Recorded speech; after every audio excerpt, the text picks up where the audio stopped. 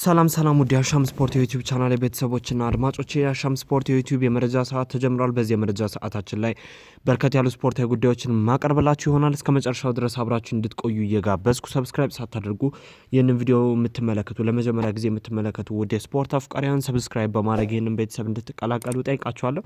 ከዛ በተጨማሪ ሁላችሁም ቪዲዮ ላይክ በማድረግ ጀምሩ ተላለሁ። ወደ መረጃዎቻችን እንግባ። ይመቻችሁ። ወደ መረጃዎቻችን ስንገባ በቅድሚያ የምናገኘው የቤትኪንግ የኢትዮጵያ ፕሪሚየር ሊግ የ17ኛ ሳምንት ጨዋታ ነው።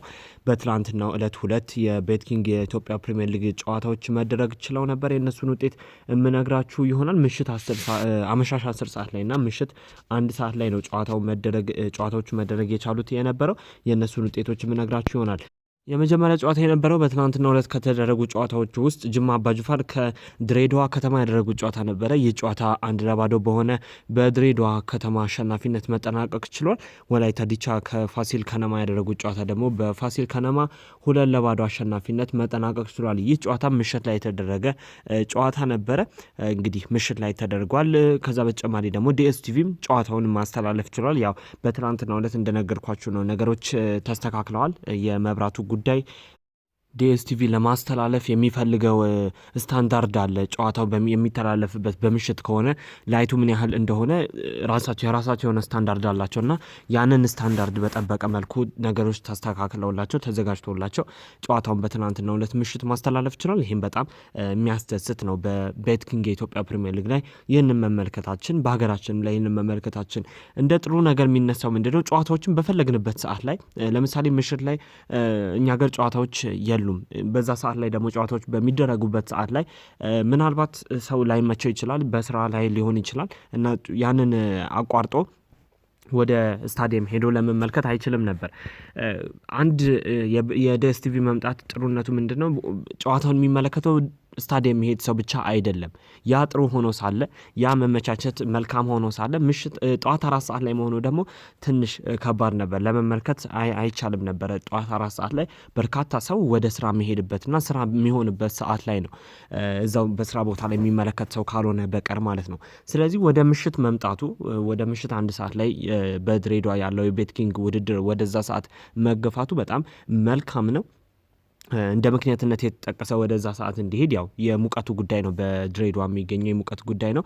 ነገር ግን ጨዋታውን ለመመልከት ደግሞ በጣም ጥሩ እድል ፈጥሮልናል ማለት ነው። እንግዲህ ይህንን ይመስላል በትናንትናው ዕለት የተደረጉ ጨዋታዎች። በድጋሚ ለማስታወስ ያክል በትናንትናው ዕለት የተደረጉ ጨዋታዎችን ቀን 10 ሰዓት ላይ ጅማ አባጅፋር ከድሬዳዋ ከተማ የተገናኙበት ጨዋታ በድሬዳዋ ከተማ 1-0 አሸናፊነት መጠናቀቅ ችሏል። ወላይታ ዲቻ ከፋሲል ከነማ ያደረጉት ጨዋታ ደግሞ በፋሲል ከነማ 2-0 አሸናፊነት መጠናቀቅ ችሏል። የ17ኛ ሳምንት የቤትኪንግ የኢትዮጵያ ፕሪሚየር ሊግ ጨዋታዎች በዛሬውም ዕለት ቀጥለው ይደረጋሉ። እንግዲህ በዛሬው ዕለት የሚደረጉ ጨዋታዎችን ለመጥቀስ ያክል መርሃ ግብሮቹን ምነግራችሁ ይሆናል። ባህር ዳር ከተማ ከወልቂጤ ከተማ የሚያደርጉት ጨዋታ 10 ሰዓት ላይ ይደረጋል። ሲዳማ ቡና ከአዳማ ከተማ የሚያደርጉት ጨዋታ ደግሞ ምሽት 1 ሰዓት ላይ የሚደረግ ይሆናል። ይህንን ይመስላል ያሉት መረጃዎች። ከሀገር ውስጥ ወደ ውጭ መረጃዎች እንሂድ። ወደ ውጭ መረጃዎች በምንሄድበት ሰዓት ቀጥታ የምናገኘው ዩሮፓ ሊግ ነው። በትናንትናው ዕለት ምሽት የዩሮፓ ሊግ ጨዋታዎች መደረግ ችለው ነበረ። እንግዲህ የሙሉ ሰዓት ውጤቶቹን የምነግራችሁ ይሆናል። አርሰናል ከስላቪያ ፕራህ ያደረጉት ጨዋታ በ1-1 በሆነ አቻ ውጤት መጠናቀቅ ችሏል። ለአርሰናል ግቡን ማስቆጠር የቻለው ፔፔ ነው። እንግዲህ ኒኮላስ ፔፔ በዩሮፓ ሊጉ 4ኛ ጎሉን ነው ማስቆጠር የቻለው በዚህ የውድድር አመት ማለት ነው። 4 ጎሎች አሉት ኒኮላስ ፔፔ። ይሄ በጣም መልካም ነገር ነው ለአርሰናል። በጨዋታው ላይ አርሰናል ቀዳሚ መሪ ነበረ። በ86ኛው ደቂቃ ላይ ነበረ ጎሉን ማስቆጠር የቻለው የነበረው ኒኮላስ ፔፔ ከፒየር ኤሜሪክ ኦባሜያንግ ያገኘውን ግብ ነበረ ማስቆጠር የቻለ የነበረው። ነገር ግን ከዛ በኋላ ወዲያው የስላቪያ ፕራህ ተጫዋች የሆነው ሆሌስ በ90ኛው ደቂቃ ላይ ጭማሪ ደቂቃ ላይ ግብ አስቆጥሮ ቡድኑን አቻ ማድረግ ችሏል። ይህንን ይመስላል አርሰናል ከስላቪያ ፕራህ ያደረጉት ጨዋታ። ዳይናሞ ዛግሬብ ከቪላሪያል ያደረጉት ጨዋታ በቪላሪያል 1-0 አሸናፊነት መጠናቀቅ ሲችል ለቪላሪያል ግቡን ማስቆጠር የቻለው ጄራርድ ሞሬኖ ነው። በፍጹም ቅጣት ምት ነው ግቡን ማስቆጠር እየቻለው። የአርሰናል ጨዋታ ብቻ ነው ባቻ ውጤት የተለያየው፣ ሌሎቹ ተሸናንፈዋል። ግራናዳ ከማንቸስተር ዩናይትድ ያደረጉት ጨዋታ በማንቸስተር ዩናይትድ 2-0 አሸናፊነት መጠናቀቅ ችሏል። በጨዋታውም ላይ ማርከስ ራሽፎርድ የመጀመሪያውን ግብ ማስቆጠር ችሏል። ለዚህ ኳስ ምንጩ አሲስት ያደረገው ቪክቶር ሊንደሎፍ ነው። ከዛ በተጨማሪ 90ኛው ደቂቃ ላይ ደግሞ ብሩኖ ፈርናንዴዝ ሁለተኛዋን ግብ ለቡድኑ ሁለተኛዋን ግብ ማስቆጠር ቻለ። 90ኛው ደቂቃ ላይ በፍጹም ቅጣት ምት ግቡን ማስቆጠር ችሏል። በጨዋታው ላይ ማንቸስተር ዩናይትድ ግራናዳን 2-0 በሆነ ውጤት ማሸነፍ ችሏል። ሮማ ከአያክስ ያደረጉት ጨዋታ በአያክስ ከሮማ ያደረጉት ጨዋታ በሆላንድ የተደረገው ጨዋታ በሮማ 2-1 አሸናፊነት መጠናቀቅ ችሏል። ዮሃን ክራይፍ አሬና ላይ ነው መደረግ የቻለው ጨዋታው። ኢቤንዛ እና ሎሬንዞ ፔሌግሪኒ ነው ግቦቹ ማስቆጠር የቻሉት ለሮማ። ካልሰን ደግሞ አያክስ ግቡን ማስቆጠር ችሏል። ዱሳን ታዲች ነው አሲስት ማድረግ የቻለው። አያክሶች በነገራችን ላይ ቀድመው መሪ መሆን የሚችሉበት ሁለት እድል ነበራቸው። ቀድመው መሪ ሆነው ነበር 1-0 እየመሩ። ከዛ በኋላ 53ኛው ደቂቃ ላይ እንደዚሁ ፍጹም ቅጣት ምት አግኝተው ዱሳን ታዲች ሳይጠቀምበት ቀርቶ ጨዋታው በሮማ 2-1 አሸናፊነት መጠናቀቅ ችሏል። እንግዲህ ይህንን ይመስላል ያሉት መረጃዎች። በትናንትናው ዕለት ምሽት የነበረው የአውሮፓ ሊግ ጨዋታዎች እነዚህን ይመስላሉ። ይህንን ይመስላል ያሉት መረጃዎች። ሌላኛው ጨዋታዎች የተደረጉት ሌሎች ጨዋታዎችም ተደርገዋል በሌሎች ሀገራት ላይ። በፈረንሳይ ኩፕ ዴ ፍራንስ መደረግ ችሎ ነበር። ሬድ ስታር ከሊዮን ያደረጉት ጨዋታ በሊዮን በፍጹም ቅጣት ምት 5-4 አሸናፊነት መጠናቀቅ ችሏል። በመጀመሪያ ጨዋታው 2-2 በሆነ አቻ ውጤት ነበር መጠናቀቅ የቻለው። ከዛ በኋላ ወደ ፍጹም ቅጣት ምት ያቀናው ይህ ጨዋታ በሊዮን 5-4 በሆነ ውጤት መጠናቀቅ ችሏል ማለት ነው በሊዮን አሸናፊነት። ይህንን ይመስላል ያሉት መረጃዎች። ውድ አድማጮቼ ከጨዋታዎች ጋር በተያያዘ ያሉት መረጃዎች እነዚህን ይመስላሉ። ወደ ሌላ መረጃ ሲሄድ ከጨዋታ መረጃዎች ወጣ ስንል ማለት ነው ባለፉት 2 ቀናት የተካሄዱ ጨዋታዎችን ተከትለው ኬቨን ደብሩይነ፣ ቪኒሲየስ ጁኒየር፣ ኪሊያን ምባፔ እና ጆርጂኒሆ በሳምንቱ ምርጥ ተጫዋችነት እጩ ሆነው መመረጣቸው ተገልጿል። እንግዲህ እናንተ የኔ ምርጥ ነው የምትሉት ተጫዋች ማን ነው? በዚህ ሳምንት በቻምፒየንስ ሊጉ ላይ በጣም ድንቅ ብቃቱን አሳይቷል እና ሽልማት ይገባዋል የምትሉት ተጫዋች ማን ነው? ከስር በኮሜንት ላይ አሳውቁኝ። እንግዲህ ይህንን ይመስላል ያሉት መረጃዎች። ውድ አድማጮቼ ስለ አብሮነታችሁ ከልብ አመሰግናለሁ።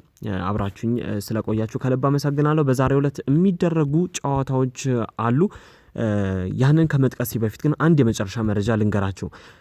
ቀያዮቹ በትናንትናው ዕለት እያካሄዱት በነበረው የአውሮፓ ሊግ ጨዋታ ላይ የማስጠንቀቂያ ካርድ የተመለከቱት ስኮት ማክቶሚናይ እና ሉክ ሾው በኦልድ ትራፎርድ በሚካሄደው የመልስ ጨዋታ ከግራናዳ ጋር በሚደረገው በኦልድ ትራፎርድ ላይ ከግራናዳ ጋር በሚደረገው የመልስ ጨዋታ ላይ እንደማይሳለፉ ተገልጿል። የማስጠንቀቂያ ካርድ የተመለከቱት ሉክ ሾው እና ስኮት ማክቶሚናይ ማለት ነው። ወደ ዛሬ ጨዋታዎች እንሂድ። በዛሬው ዕለት የሚደረጉ ጨዋታዎች አሉ። በእንግሊዝ ፕሪሚየር ሊግ ላይ ፉልሃም ከወልቨርሃምፕተን 4 ሰዓት ላይ ጨዋታቸውን የሚያደርጉ ይሆናል። በእንግሊዝ ሻምፒዮንሺፕ ዋትፈርድ ከሬዲንግ ደግሞ 3 ሰዓት ከ45 ጨዋታቸውን የሚያደርጉ ይሆናል። በነገራችን ላይ የሻምፒዮንሺፑ በጣም እጅጉኑ ጨዋታዎቹ በጣም ሄደዋል። እኔ በግሌ እዚህ መድረሱን አልተመለከትኩም ነበር እስካሁን እየተከታተልኩት ስላልነበር። ሊጉን ማን ይመራዋል የሚለውን ስንመለከት ኖርዊች እየመራው ነው። በባለፈው የውድድር ዓመት ነው ኖርዊች ወደ ታችኛው ዲቪዚዮን የወረደ የነበረው። 87 ነጥቦችን ይዞ በ40 ጨዋታዎች 87 ነጥቦችን ይዞ በአንደኛ ደረጃ ላይ ይገኛል። ዋትፈርድ እሱን ይከተላል በ79 ነጥቦች ማለት ነው። በሁለተኛ ደረጃ ላይ ይገኛል ዋትፈርድም በባለፈው የውድድር ዓመት ነበረ ወደ ታችኛው ዲቪዚዮን የወረደ የነበረው። በርንመዝ በባለፈው የውድድር ዓመት ወደ ታችኛው ሊግ የወረደው በርንመዝ 65 ነጥቦችን ይዞ በሰባተኛ ደረጃ ላይ ይገኛል። ምናልባት 6ኛ ደረጃ ወይ 5ኛ ደረጃን ይዞ ከ3 እስከ 6 ያሉትን ደረጃ ይዞ የሚያጠናቀቅ ከሆነ ደግሞ በፕሌይኦፍ በሚሉት ማለት ነው 4ቱ ቡድኖች ይወዳደሩና እንደ ትንሽ ኖክአውት ስቴጅ እንደ ኖክአውት ተዘጋጅቶ 4ቱ ቡድኖች የሚፎካከሩ ይሆናል፣ የሚወዳደሩ ይሆናል። ከዛ በኋላ አላፊ ቡድኑ ከሁለቱ ያለፈው ቡድን ደግሞ ለፍጻሜ ከእርስ በርስ የሚገናኙ ይሆናል ማለት ነው። አሁን ከ3 እስከ 6 ያሉትን ቡድኖች ስንመለከት አንደኛው ብሬንትፎርድ ነው 3ኛ ደረጃ ላይ ያለው። ስዋንሳ ሲቲ 4ኛ ደረጃ ላይ ይገኛል። ባርንስሌ 5ኛ ደረጃ ላይ ይገኛል። ሬዲንግ 6ኛ ደረጃ ላይ ይገኛል። እንግዲህ ሁለቱ ቡድኖች ብሬንትፎርድና ስዋንሳ ለምሳሌነት ነው እየጠቀስኩላችሁ የምገኘው። ብሬንትፎርድና ስዋንሳ፣ ባርንስሌና ሬዲንግ ጨዋታቸው የሚያደርጉ ይሆናል። ከዛ በኋላ የሁለቱ አሸናፊዎች የብሬንትፎርድና ስዋንሳ አሸናፊ፣ የባርንስሌና የሬዲንግ አሸናፊ ፍጻሜ ላይ ተገናኝተው የሚጫወቱ ይሆናል ማለት ነው በኖካውት ስቴጁ ላይ። አሁን ላይ ግን ነገሮች ሊለዋወጡ ይችላሉ። ምናልባት በርንመዝም ወደ 6ኛ ደረጃ ላይ ሊገባ ስለሚችል እኔ እንደ ምሳሌነት ነው የጠቀስኩላችሁ። በርንመዝ አንድ ተስተካካይ ጨዋታ ይቀረዋል። 39 ጨዋታዎችን ነው ማድረግ የቻለው። የኖርዊች ግን በጣም አስገራሚ ነው። የኖርዊችና የዋትፎርድ በዛው በወረዱበት አልቀሩም። እንግዲህ ሊመለሱ እየተዘገጃጁ ይመስላሉ። ከዚህ በኋላ ካልተሳሳትኩ 8 ጨዋታዎች ነው ከዚህ በኋላ የሚቀሩት። በአጠቃላይ ሊጉ የሚቀረው 8 ጨዋታ ይመስለኛል። ምክንያቱም 48 ሳምንታት ነው 46 ሳምንታት ነው 46 ሳምንታት ነው። ስለዚህ ከዚህ በኋላ 40ኛው ሳምንት ላይ ናቸው አሁን። ከዚህ በኋላ 6 ሳምንታት ነው የሚቀሯቸው። በአጠቃላይ 6 ሳምንታት ይቀሯቸዋል። ከ6 ሳምንታት በኋላ በቀጥታ የሚያልፉትን እናውቃቸዋለን። ከዛ በኋላ ደግሞ በፕሌይኦፍ በኖክአውቱ ማለት ነው የሚያልፉትን ምንለይ ይሆናል። በጀርመን ቡንደስሊጋ አርሜኒያ በፊልድ ከፍራይቡርግ የሚያደርጉት ጨዋታ በዛሬው ዕለት 3:30 ላይ ይደረጋል። በስፔን ላሊጋ ሁዌስካ ከኤልቼ ምሽት 4 ሰዓት ላይ ጨዋታቸውን የሚያደርጉ ሲሆን በተመሳሳይ ሰዓት ላይ በፈረንሳይ ሊግ 1 ሜትዝ ከሊል ጨዋታቸውን የሚያደርጉ ይሆናል። ውድ አድማጮቼ የነበረን መረጃዎች እነዚህን ይመስሉ ነበረ። ስለ አብሮነታችሁ ከልብ እያመሰገንኩ አሻም ለኢትዮጵያ፣ አሻም ለአፍሪካ፣ አሻም ለዓለም ሕዝብ በሙሉ ብዬ ሰናበታችኋለሁ። ባባይ ቻው። መልካም ዕለተ አርብ ይሁንላችሁ። ሰላም።